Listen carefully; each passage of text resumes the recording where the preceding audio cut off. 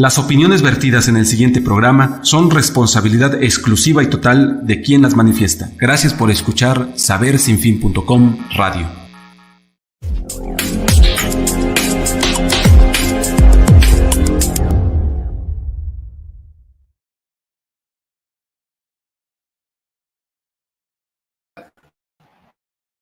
Gracias, David. Les estamos dando la bienvenida una vez más aquí a su programa Misterio Zona. Como ya saben, transmitimos los sábados alrededor de la 1:30. Ya nos estamos ajustando, ya llega el momento exactamente que comenzamos. Se origina acá desde el Centro Cultural Delos, situado en la 5 Sur 506 de esta ciudad de Puebla. Bueno, pues hoy tenemos el gusto de tener a un nuevo invitado, un nuevo colaborador. Esperamos que sea por mucho tiempo, que él explicará exactamente todos los detalles, pero se trata de un grupo de investigación paranormal que nos explicaba un poquito antes de entrar al programa, de que a raíz de la epidemia, pues, se interrumpieron sus trabajos, bueno, los trabajos de todos, yo creo, pero que ahora él ya nos explicará la situación actual, está reanudándolo. Y bueno, pues vamos a hacer historia antes que nada. Pues, bienvenido, Julio. Muchas gracias. Por favor. Bueno, pues mira, no sé cómo quieres que empecemos.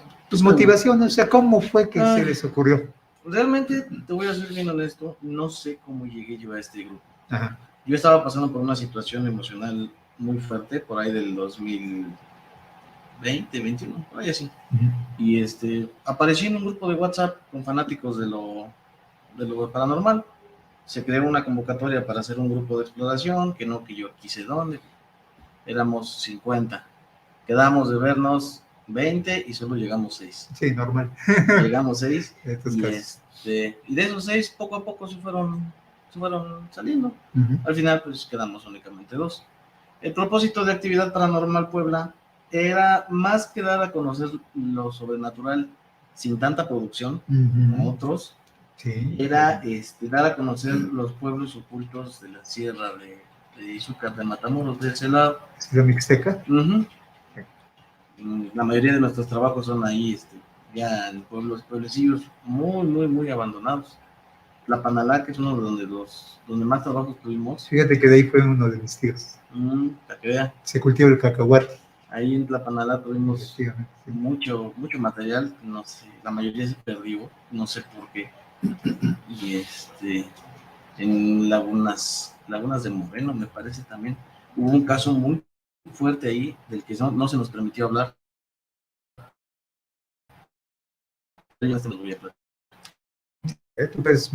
El problema ya era por la mafia.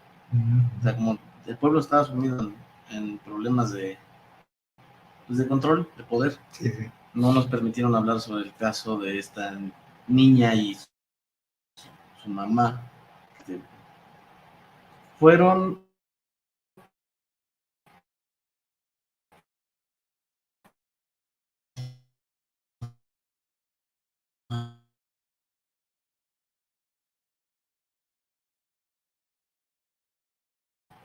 y que por miedo no se quisieron meter y que ya después encontraron rejas. Ajá, sí. Y que ahorita con el temblor del 17 desapareció.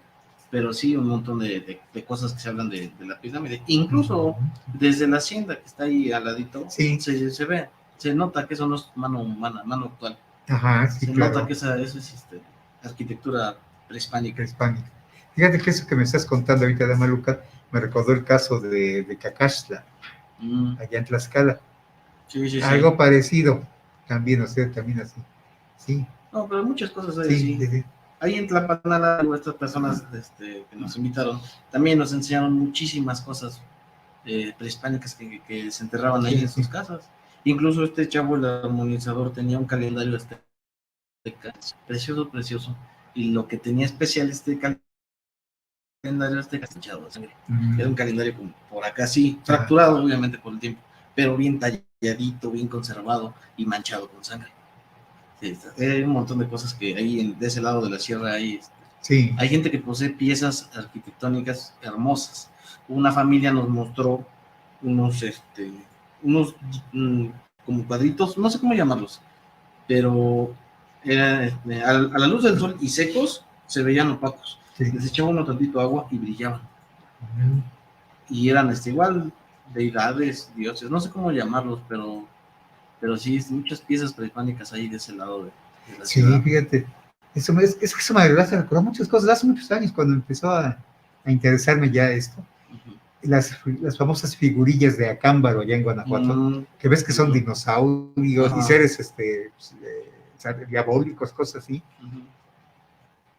porque son un alemán, Waldeulsruth, que pagaba y entonces ya empezaron a hacer fraudes, ¿no? Sí, sí, sí. Y a se los vendía, pero sí se encontró así. Sí, Sí, hay no. muchas cosas así de muy extrañas. La ciudad de Puebla está Sí. llena de misterios. Otro punto muy fuerte de aquí de la ciudad. Yo trabajé de guardia en el Paseo de San Francisco. Ah, sí, como no. Me tocaba el turno de la noche y esta vivencia fue mucho antes de entrar al grupo. Y me tocaba quedarme en donde ahorita está clausurado, que supuestamente quieren hacer el orquidiario. Uh-huh. Abajo de unas escaleras habían improvisado un cuartucho. Yo me quedaba ahí, pero obviamente por el frío y la incomodidad de la zona no podía dormir. Me salí a hacer mis... Y abajo en esa zona hay un túnel que entra por debajo de la estructura del paseo. Uh-huh. Ahí en esa zona yo divisé a una mujer de blanco en la entrada y la vi, me quedé pasmado, dije, mucha gente se metía en la noche a querer tomar fotos. Sí. Entonces yo le grité y esta chica se mete corriendo para el túnel. Obviamente corrí y dije, ¿hasta dónde va esta loca? Pero no, ya no encontré nada. ¿Acababa en pared o no sé, nunca me metí al túnel. Nunca tenemos prohibido entrar al túnel. Ajá. Y yo nunca entré. Dije, pues hasta con la lámpara la diviso. No, ya no había nadie adentro del túnel. Porque fíjate que me contó una amiga psicóloga hace muchos años, en los 90, 94, por ahí, que alguna vez fueron, pues quedaba ahí juntito el convento donde era psicóloga, ahí a un lado de Carolino, 3 Oriente 403, y que un día salieron varias amigas y que se van a San Francisco, así nada más para pasear, digamos. Y que una de ellas, que había un pozo por ahí si no he explorado por ahí, que había un pozo, y entonces se asoman al pozo, y que una de ellas, que se empieza a convulsionar, algo salió del pozo o algo agarró del pozo, y empezó San Francisco. Y hay más de que sí, ahora que me dices, sí hay cosas. Ah, por cierto, un comentario un tanto enigmático, eso me lo contó un amigo. Teníamos un amigo que era también músico, era cantor de iglesia, Salomón, ya murió, ya tiene sus años. Y él le contó, el que era el organista de San Francisco en esos años, pues, como amigos, ¿no? Como compañeros, que un día llegó el organista, llegó a un servicio, supongo que era una boda o algo así, que era muy común. Sí. Pero llegó demasiado temprano y se estaba aburriendo, y que total, dice, había atrás del altar una puertecita, que ahí estaba, ¿no? Pues nunca le había dado importancia. Pues esa vez dice que nada más por no quedarse dormido, que abre y que empieza a caer, había una escalera, y empezó a bajar y a bajar. Y que le comentó, así ya resumidamente, que le dice, ¿sabes qué? Dice, abajo de San Francisco hay otro San Francisco. O sea que había otro templo abajo del templo. Es lo que dicen. Que son dos. Y cuando hay dos templos, uno da a la luz y otro da a la oscuridad. Sí, es lo que dicen. Porque esto de encontrar gente en la noche pasaba más seguido de lo que crees. Muy seguidamente encontraba gente, o sea, no sé si queriendo vandalizar o cuál era el propósito, pero sí, ahorita que lo mencionas, muchas veces sí me encontré gente. Y me metieron cuando empecé a trabajar, dice, cuando tú veas a alguien, nomás échale las luces, no te les vayas a acercar. Yo pensando que me podían agredir o algo así. Ahora acabo de entender por qué. Pero sí, hay varias escalinatas. Y ese pozo que mencionas, ahí sigue. Está tapado, pero ahí sigue. Ahí sigue ese pozo. Sí, hay cosas aquí. Bueno, pues viene siendo lo mismo. De Puebla tenemos una imagen muy curiosa, sobre todo los poblanos, los que nacimos aquí, hemos vivido acá. Pero Puebla ha sido muchas cosas a lo largo de su historia. Sí. Puebla fue muchas cosas. Y luego ya, el famoso caso de la serpiente que bajó de la Malinche, ¿no? De la casa del que mató el animal. Sí. Hubo aquí un detalle aquí, hablando de Puebla, de cómo era Puebla. En alguna cuestión yo escuchaba Radio UNAM de México, 96.9 de los años 70. Y viernes, me acuerdo, Eso fue en el 90 y, ¿qué fue? 97, sí me acuerdo, fue en 1997. Lo escuchaba yo los viernes, compraba yo un cuartito de tequila y me llevaba alguna botana y, ¿sabes? Escuchando música clásica. Y a las 8 de la noche pasaba un noticiario de lunes, que lo llevaba un hombre y una mujer, y leían las noticias, ¿no? Sí, muy, lo que siempre fue la radio, muy serios, muy formales, muy todo. Y entonces, esa ocasión entrevistaron al ingeniero Cuauhtémoc Cárdenas, porque fue la primera vez que se iban a elegir, iba a haber una elección popular del jefe de departamento del Distrito Federal, no sé cómo se llamaba entonces. Sí. Entonces, un candidato era Cuauhtémoc Cárdenas, y lo entrevistaron, se llevaron medio noticiario, un cuarto de hora, ¿no? Ya termina, entonces ya iban a dar lo que restaba de tiempo de noticias. Entonces dice el locutor, dice, sí, porque Cuauhtémoc hace un comentario así como para ligar la entrevista con lo que seguía, dice, no le vaya a pasar a Cuauhtémoc lo que le pasó a un campesino del estado de Tlaxcala, que fue agredido por un extraño ser. Pues cuando estoy oyendo eso en Radio UNAM, digo, pues que Radio UNAM es bien seria, pero bien seria, ¿no? Ya que así que la oreja, digo, a ver, vamos a ver. Sí, ya cuenta, Notimex, porque venía de Notimex. Un señor que venía así, que venía de regreso desde su campo de cultivo, venía bajando por un lecho seco de un arroyo de tantos que hay ahí en la montaña. Cuando va por ahí y se encuentra, o sea, le sale el paso, dice, una serpiente gigantesca, allá se pone, dice que tenía torso de mujer, rostro de mujer, y con alas de murciélago. Ay, yo hasta sentí feo, porque precisamente recuerdo haber visto un grabado medieval, no sé si era español o francés, donde se representa a la serpiente que tentó a Eva en el paraíso, así, o sea, no era la víbora tradicional, sino que era una de esas. Ya después me puse a investigar un montón de cosas. Ese tipo de monstruo lo llamaban en Europa lamia, así lamia. Okay. Y en la India se llamaban najas o nayas, ese tipo de... entonces ahí sí, bueno, la misma mente atacamos, dice, ese es el animal que bajaba de la montaña, y después le platiqué a un amigo, a don Jacinto, ¿te acuerdas, David? Le pregunté por qué él era de Tlaxcala, y sabía muchas cosas raras, ¿no? Pero nunca quiso decirlo al aire, ¿no? Nunca dice, no, yo no sé, pero yo no se había contado de nahuales, de todo. Y ya me estuvo explicando, dice, sí, dices, salen de ahí, ya me estuvo explicando. Dice, ¿tú no conoces? Digo, yo subí algunas veces a la Malinche, pero no conozco, como tú que ibas ahí a explorar. Y ya me contó que por aquí, fíjate, ¿quién me iba a decir? Pues ¿sí? Suena mucho a la mítica Medusa, pero sí, ahora que lo mencionas, acabo de recordar que sí, precisamente así es como se retrataba la serpiente que intentó a Eva. La del paraíso, sí. Sí. Y fue en Radio UNAM, que son bien serios. Sí, ¿no? Y aparte de lo que estoy haciendo memoria, mi abuelita vivía con un señor en Tlaxcala, en este pueblo que te digo, Santa María Tocatlán. Ajá. Y este señor nos contaba cosas así, y él había mencionado así tal cual me lo estás diciendo, había mencionado que el pueblo está a faldas, un poquito cerca de la Malinche, pero del lado de Tlaxcala. Ajá, sí. Y sí, otra que mencionas, él comenta, o él dice haberlo visto. También este señor ya falleció en Arenas, pero sí, no es ajeno el tema. Sí, lo he escuchado. De esas cosas que bien guardadas. Y acá sí se mencionó alguna vez en un noticiario que viene en el Canal 3 de acá de Puebla. Dice, nos preguntaron que qué había pasado con así le pusieron el monstruo de la Malinche. Dice, pero no nos ha sabido nada. No, lo que pasa es que censuraron el tema. Sí, ya no se volvió a hablar, pero la gente es independiente que platicábamos. Tengo un amigo que también ya se retiró, pero era radiotécnico. Entonces también, entre sus clientes, hacía investigaciones, ¿no? Y se enteró de varias cosas de ese tipo, ¿no? Sí. Digo, sí, porque todo eso hay, o sea, todo eso, yo tengo no solo convicción, para mí es una realidad, que todos estos fenómenos, monstruos, apariciones, posesiones, todo eso es real, totalmente. Pero que hay todo un trabajo desde imaginación, de censura, de superstición, todo lo que tú quieras, que todo te lo deforma. Sí. Y para eso es también la investigación. Así, ¿qué hay hasta dónde?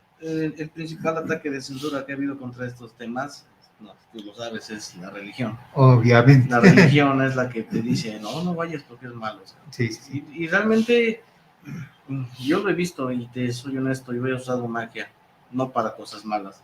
Y la magia me ha beneficiado, me ha ayudado a salir de algunos problemillas por ahí. Pero sí, saben que existe, que es real. O sea, no, yo como persona escéptica, no creyente de todo lo que veo, te puedo decir, cómo es que pasan estas cosas. Me dirán, es que es el destino que ya está escrito así, que tú ibas a hacer esto, pero eso iba a solucionar. No creo. La verdad es que no creo. La magia existe, es latente, se puede ver, pero no se puede comprobar.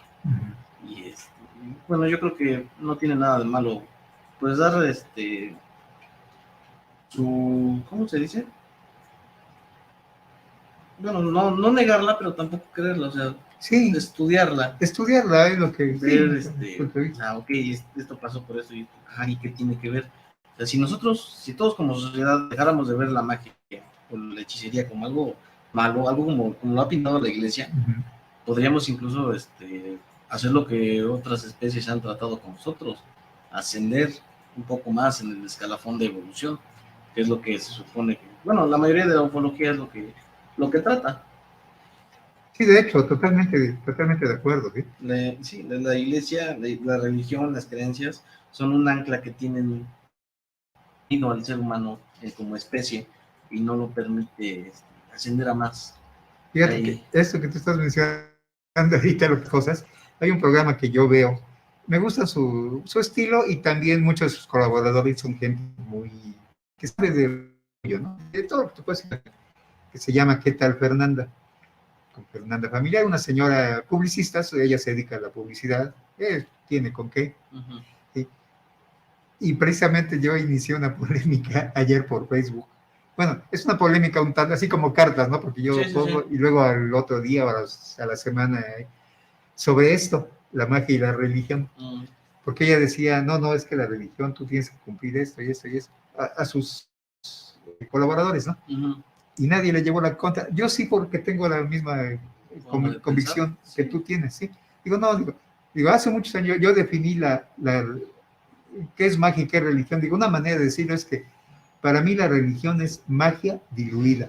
Pues es como si a la magia le echas agua y le bajas.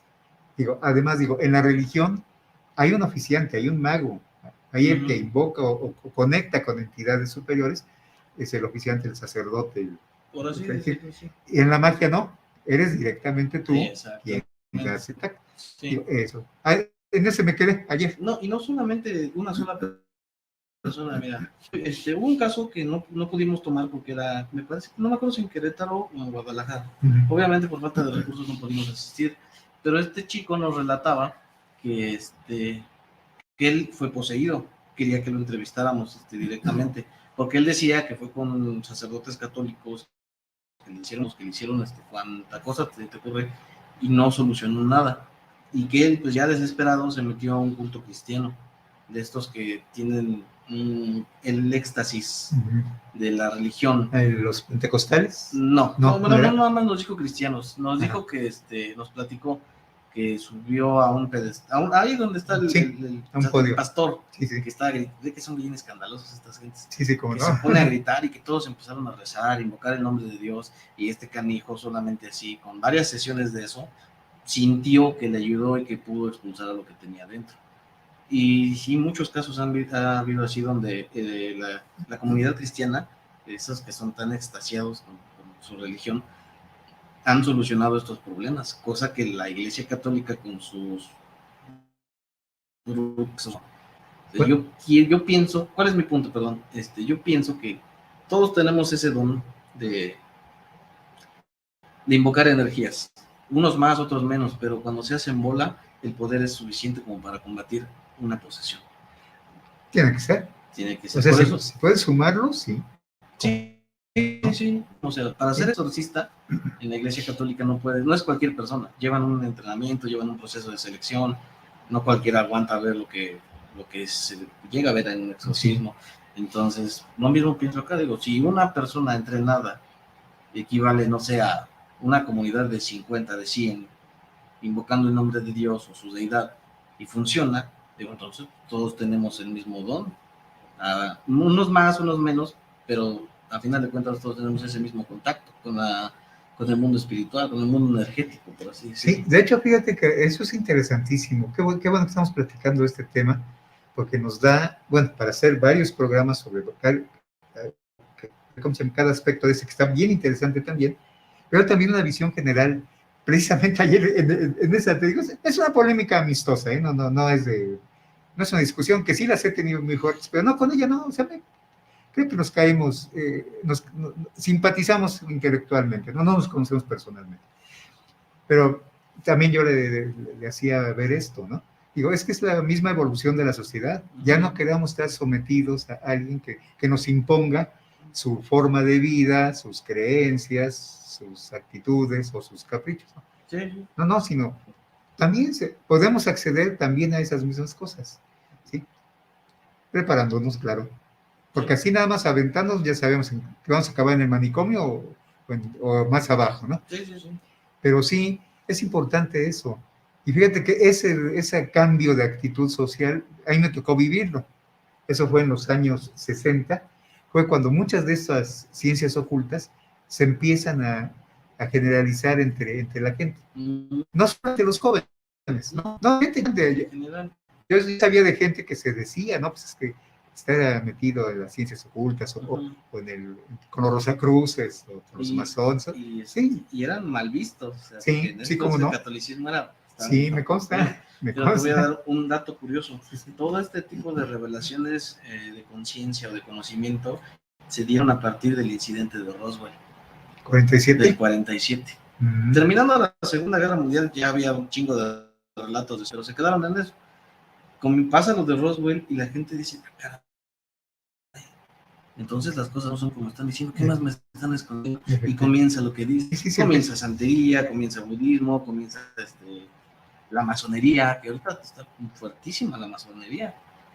Y la gente pues, ya está empezando a despertar. Fíjate que es bien interesante, todas estas, las fraternidades como la masonería, a mí me llamó mucho la atención, hasta escribí un artículo ahí en el blog acá de la estación, que se llama En busca del ocultismo perdido, haciendo referencia a del arca perdida, porque resulta que en tiempos después de, cuando se estabiliza pues más bien viene siendo como en tiempos de Porfirio Díaz, aunque ya antes había, o sea, cuando Porfirio Díaz entra, ¿cuándo fue? En 1870 y tantos, ¿no? 74, por ahí. Resulta que toda la gente importante políticamente de esa época y las posteriores empiezan a cultivar las ciencias ocultas. Eran intelectuales, había de todo, había ingenieros, había literatos, había abogados, había gente con poder económico, con formación, lo que ahora sería la formación universitaria, pero empiezan a buscar otras cosas, tanto en Europa, lo que sería la cuestión de la masonería, como en el Oriente, Japón, por ejemplo, ¿no? O en el Medio Oriente, que también tiene lo suyo, en cuestiones de estas cosas. Y era una cosa muy elitista, siempre se practicó. Nada más que ya, ahora que me estás diciendo eso, sí es muy importante eso, que la gente común, digamos de clase media, o sea, los que tenemos cierta escolaridad, que hemos más o menos pensado, y ya nos engatusan, decimos, a ver, ¿qué hay acá? Y vamos muy de moda, y principalmente eso me tocó verlo a mí, que empiezan a llegar libros, pero de a montones, a las librerías, que antes no te los encontrabas, ¿eh? Sí, no, para nada. Y ahorita, fíjate que también es un poco difícil. Yo que he ido a las librerías, no, nada. Yo ya no he ido, pero bueno, ahorita que me dices. Los libros, pero el libro físico, o sea, porque todos me dicen, es que descárgate este PDF. No me gusta. Sí. Quiero un libro de papel que pueda yo tocar. Sí, a mí también. Sí, no, pero sí, ya hay una respuesta por parte de las élites y están creando también estos grupos que están desviando la atención de la gente, esa curiosidad intelectual de saber por qué están desviando por otros lados. Sí, pero sí, esto es una realidad total. De que ha habido un despertar de conciencia, lo hay. La iglesia está sintiendo ahorita el miedo. Incluso ha habido comunicados oficiales del Vaticano donde solicitan, pues, diezmo, ya no les alcanza. Sí. La reacción esta del Papa, molesto porque la gente ya no quiere tener hijos, Ese es un chiste muy negro, pero me lo voy a guardar. Sí.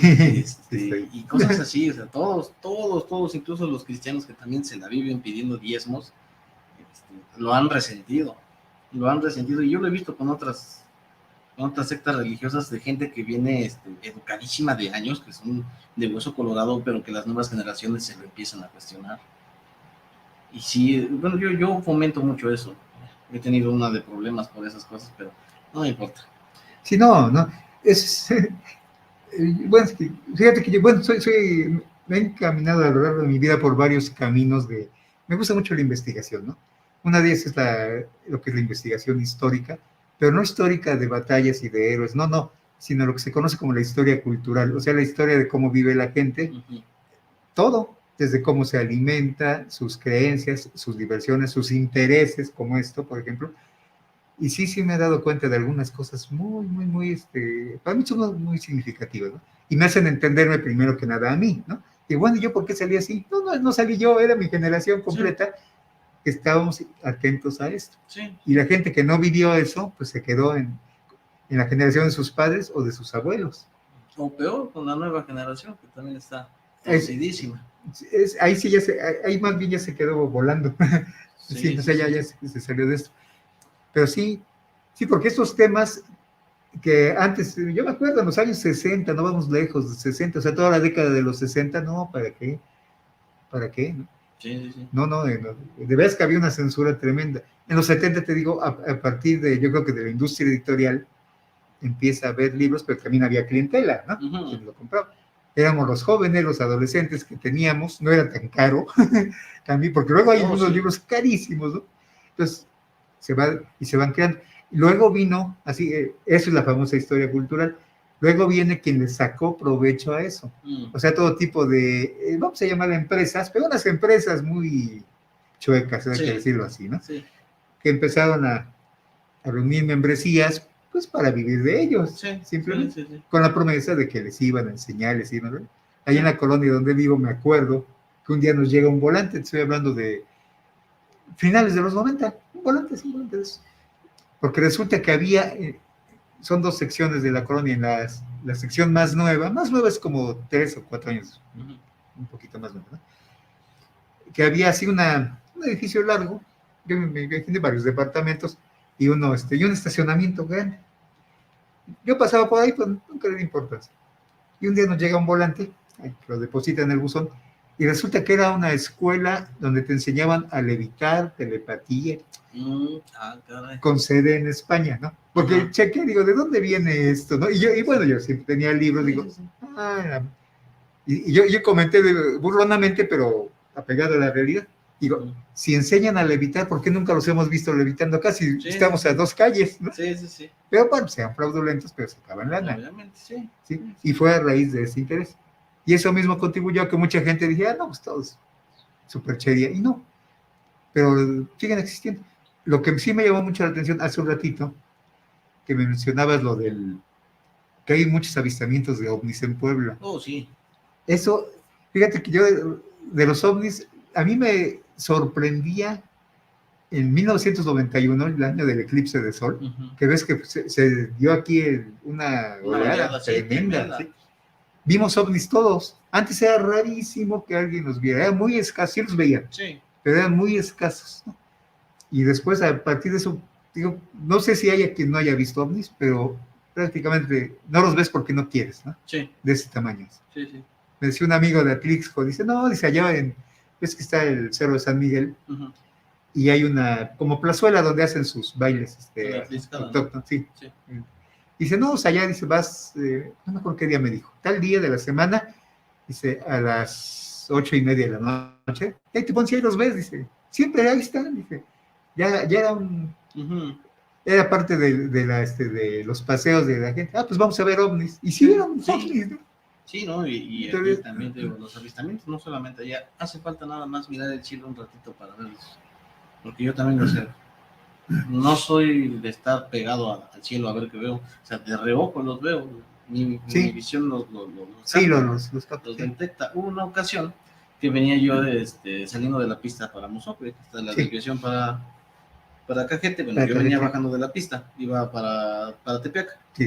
Bajando sobre ese tramo, entre la pista y la Federal, no sé qué cerro es, me parece que es el cerro que divide a Mozoc y Cuautinchan. Bueno, arriba de este cerro alcanzo a ver 3 lucecitas, 2 lucecitas que vienen acá y una que estaba acá abajo, que empieza a subir del cerro.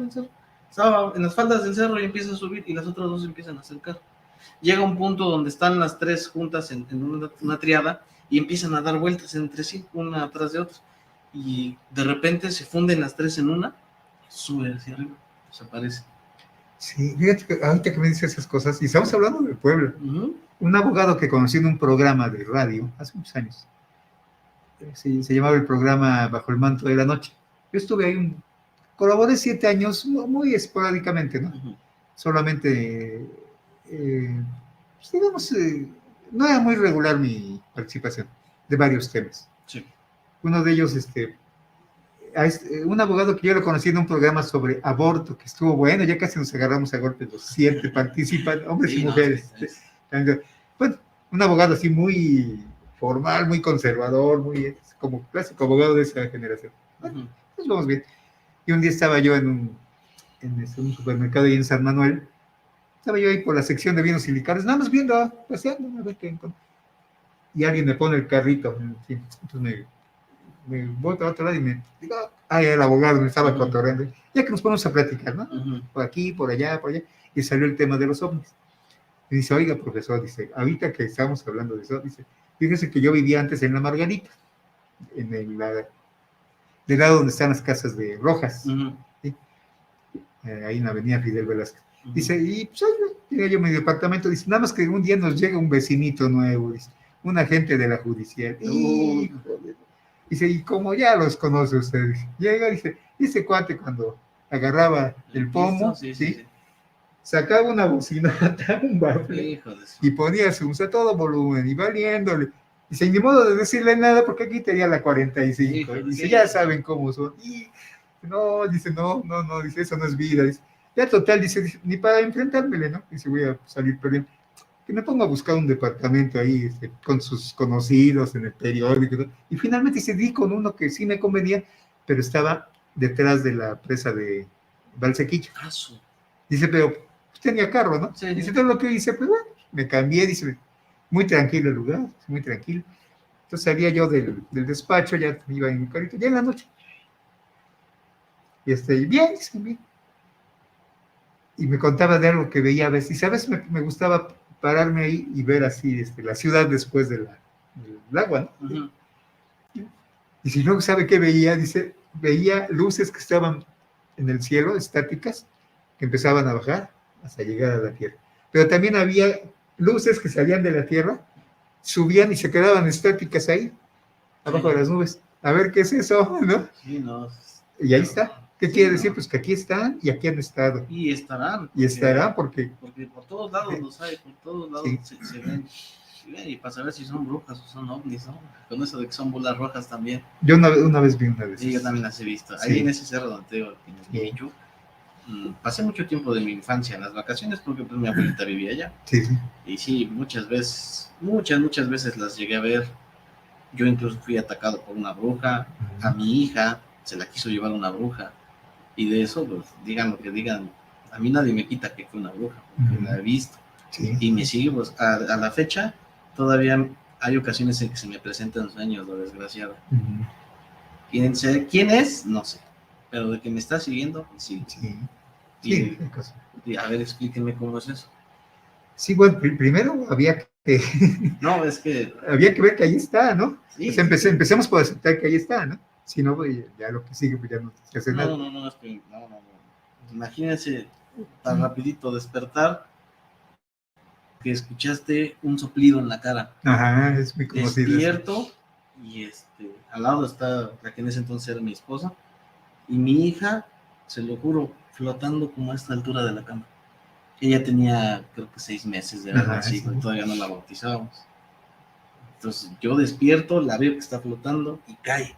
Obviamente ella empieza a gritar, de llorar, pero la mamá no se despierta.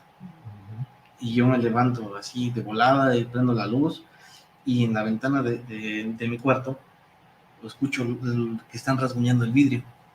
Mi hermano vivía arriba de nosotros Se levanta, dice. Y él viene espantado. Su arma era su gato. Sí. Agarra al gato, se lo avienta y empieza a escuchar unos chillidos, como graznidos de pájaro bien feos. Ajá. Pero feos.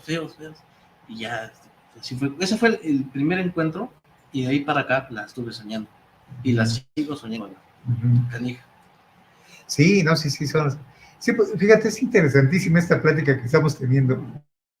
Aparentemente será caótica. Lo que pasa es que Todo está enredado. Todo estamos exactamente está conectando conectado. todos esos cabos sueltos Sí, que había por ahí. sí.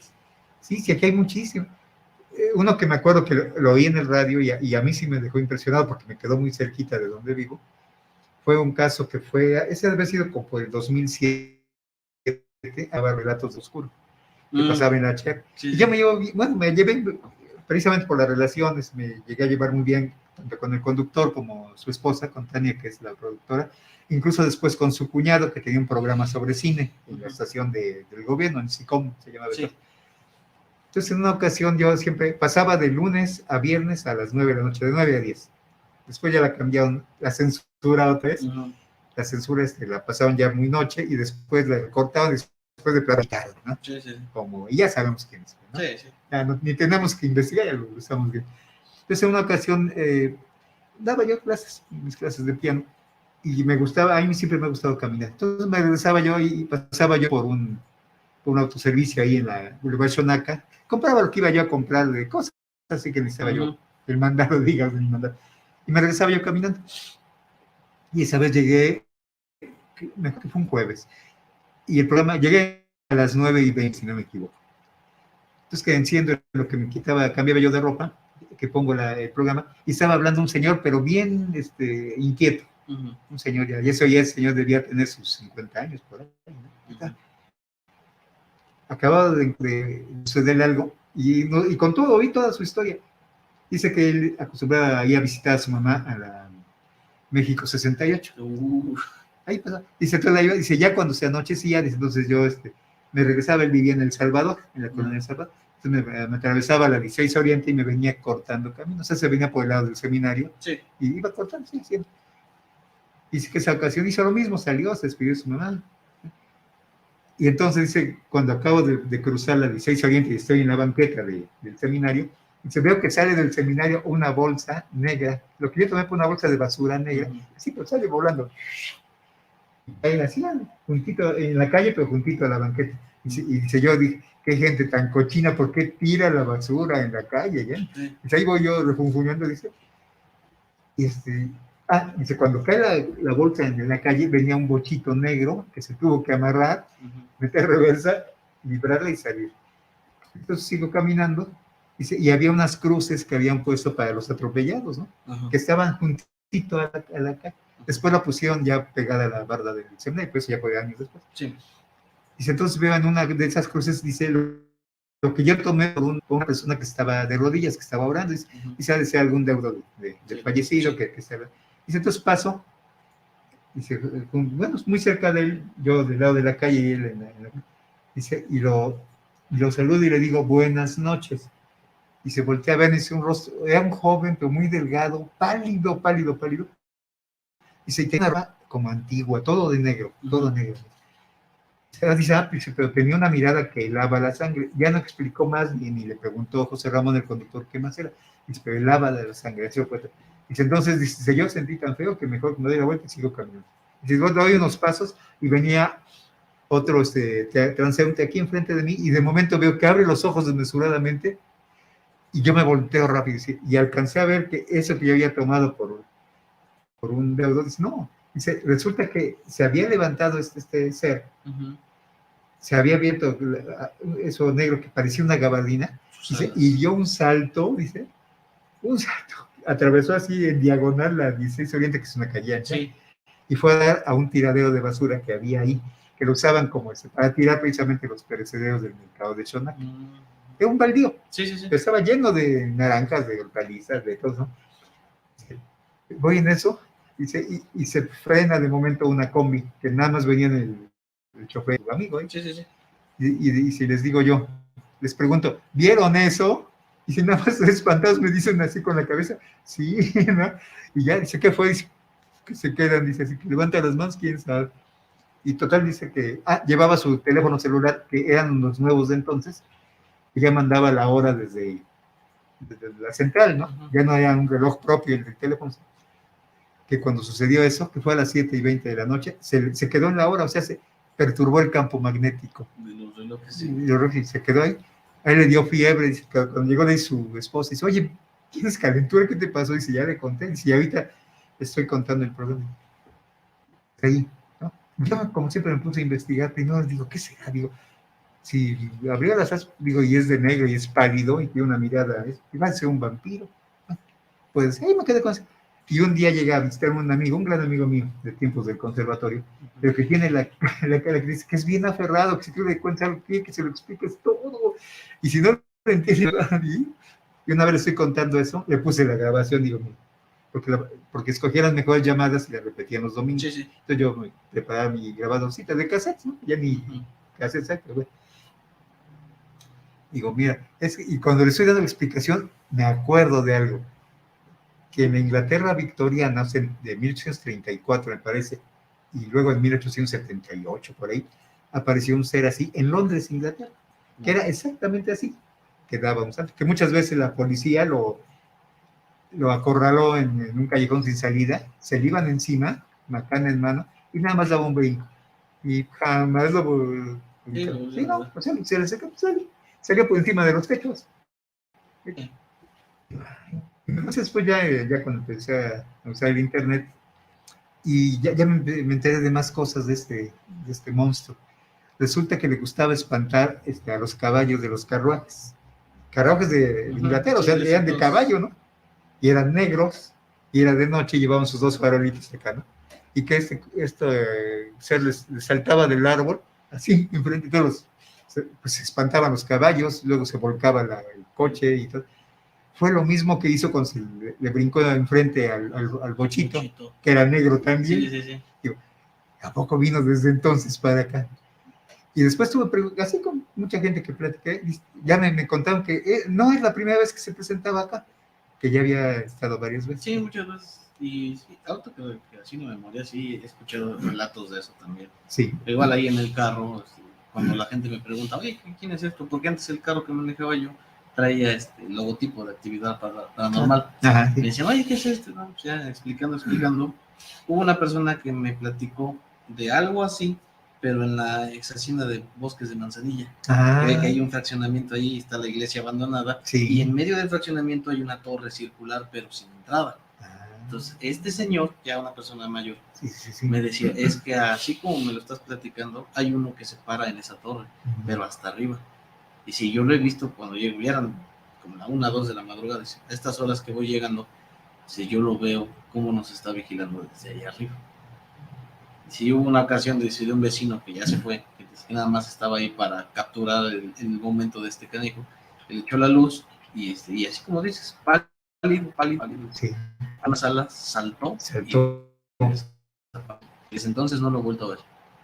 Pero sí se paró ahí. Sí, hay algo de sí. Y no, es que... ¿Cómo no? Bueno, pues acá ya nos marca David que ya por el día de hoy terminamos. No, pero qué interesante conversación, porque de hecho estamos así como abriendo el campo visual de todo lo que hay acá de misterioso, y no solo de acá de Puebla, sino empezamos por la sierra de Puebla también, sí, pero en todos lados hay eso. Lo que a mí me llama mucho la atención, porque es la primera vez que lo he escuchado así de alguien que sí está en esto, que está constantemente en esto, de cómo aumenta la actividad paranormal en estos casos, en este caso de los ovnis. Yo no diría que aumenta, yo diría que la gente ya no tiene tanto miedo a hablar. Es eso más que nada, porque digo, yo tuve mi encuentro del tercer tipo y cuando eso me pasó tenía yo como 6, 7 años. Ajá. ¿Qué van a decir? Pues es un chamaco, no te acuerdas de... Yo me acuerdo vívidamente. Me empiezo a platicar esto durante mi infancia, de la secundaria. Estás loco. Sí, pasa el tiempo, la gente empieza a creer un poquito más en esto. Digo, pues a mí me pasó algo así, ya habiéndolo olvidado. Y la gente ya no tiene la misma reacción con mi relato que cuando me pasó. O sea, y eso es lo que está pasando. O sea, la gente ya dice, aquí ha pasado esto, lo han documentado, ¿por qué a ti no te pudo haber pasado? Sí. Entonces, empiezan a cuestionarse un poquito más, la gente que lo ha vivido tiene un poquito más de confianza a contar sus vivencias. Y de hecho ese era precisamente uno de los motivos por los que hicimos el canal, porque sabíamos que en la ciudad de Puebla pasan muchísimas cosas, pero por miedo la gente no lo cuenta. Sí, cierto. Ese era uno de los puntos de por qué hicimos Actividad Paranormal Puebla. Fíjate, esa era de las preguntas que teníamos pensadas precisamente. Por eso, ¿sí? ¿Por qué? Porque existe. Por eso es que tenemos que, bueno, al menos yo me siento impulsado a investigarlo, a conocerlo, a documentarlo, explicarlo, quién sabe, ¿no? A lo mejor alguna cosa. En general, no. Si es un misterio, pues siempre va a quedar algo que no se puede. Es importante conocerlo. Y fíjate que aquí en Puebla hay montones de cosas. Ya la siguiente vez que hagamos algo, platicaremos de algunas cosas que también a mí me han intrigado a lo largo de... Sí, claro. Por ejemplo, ¿por qué la biblioteca Palafoxiana no te dejaban visitarla? Y siguen, hay zonas restringidas. Sí, yo me acuerdo que vino José López Portillo cuando era presidente de la República, fue en 1979, si no me equivoco, vino a inaugurar la biblioteca Palafoxiana y abrirla al público. Bueno, yo fui el domingo siguiente y un policía, y digo, ¿puedo pasar? No. Digo, pero yo vi al presidente de antier que vino aquí, sí, pero no se puede pasar. Digo, nada más la quiero ver qué títulos tiene, ni siquiera me voy a acercar a la biblioteca, nada más quiero ver. No se puede. Okay. Y uno dice, bueno, ¿qué estás ocultando? Sí. Y sobre todo la iglesia, que tiene mucho. Pues por ahí va. Mucho. Por ahí va. Bueno, pues solamente me queda agradecer que hayas venido esta primera vez. Gracias por la invitación. Y continuaremos así, hablando de todo un poco, pero siempre centrados en expandir nuestra mirada de lo extraño que pasa aquí en Puebla, en Puebla capital, en la zona del estado de Puebla y en general donde se den ese tipo de cosas. Es como alguna vez comentaba yo en ese programa de Relatos del Lado Oscuro, digo, habemos algunos locos que sí tomamos en serio esto, ¿no? Sí. Y qué bueno, ¿no? Porque no somos los únicos, es la verdad. Hay más gente. Hay muchísima más gente. Es el miedo de la iglesia que ha impuesto, de llamarlo herejía, de pecar, de blasfemar contra el dictador que la iglesia llama Dios. Bueno, solamente me queda eso, agradecer tu visita, ya sabes, cuando tú quieras. Igualmente. Aquí te pones en contacto con David, que él es el coordinador. Sí. Y ya te decimos, si está libre el siguiente programa que tengamos, inmediatamente te colocamos. Y si no, pues decimos, pues ven hasta uno después, ¿no? Sí, cuando haya oportunidad. Sí, y ya sabes, bienvenidos. Gracias. Gracias, Julio. Y gracias a todos ustedes. Pero antes de despedirnos, David, tenemos algunos comentarios. Saludos, Ángel Hernández. Gracias, Ángel Hernández. También Actividad Paranormal Puebla, no sé quién fue. Actividad Paranormal Puebla. A ver. Quizás fue King, podrías decirlo. A lo mejor. Puede ser. A lo mejor, sí. Saludos que agradecemos a saber si King por la entrevista. Es King. Bueno. Es King. Bueno, no te conozco todavía personalmente, pero también eres bienvenido aquí cuando desees. Javier Hernández, manda saludos. ¿Quién? Javier Hernández. Javier Hernández. Ya sé quién es. Sí. Un desaparecido, Armando. ¿Cuál? Armando, ¿recordarás? Sí, cómo no. Desaparecido, también manda saludos. Saludos, Armando, claro que sí. Qué bueno que nos sigas, ya sabes. Abel, que te anda esperando. Digo. Abel. Pérez Rojas, digo. Ajá. Misael Luna también. También Misael sabe de cosas. Misael se dedica es periodista de espectáculos, pero también le gusta esto, ¿eh? No, yo creo que también. Cualquiera que es periodista le gusta enterarse de todo. De todo, efectivamente. Y son los que tenemos. Bueno, pues muchas gracias a todos por habernos escuchado. Y bueno, ya estaremos aquí. Aquí pues ya saben, como siempre, la invitación, si ustedes gustan venir al programa, así ya tenemos ya un poquito más de confianza en irlos invitando. Claro, entonces, precauciones. Y sí, vamos y seguiremos platicando. Ya saben, nos gustaría también sugerencia de temas, preguntas indiscretas sobre lo misterioso, ¿no? Para preguntas indiscretas de otras, pues pueden decir a Misael y él ya se las pregunta a las estrellas del momento, ¿no? Pero mientras, aquí nos vemos. Pues bueno, solo me resta darles gracias por habernos escuchado y nos vemos aquí la próxima semana.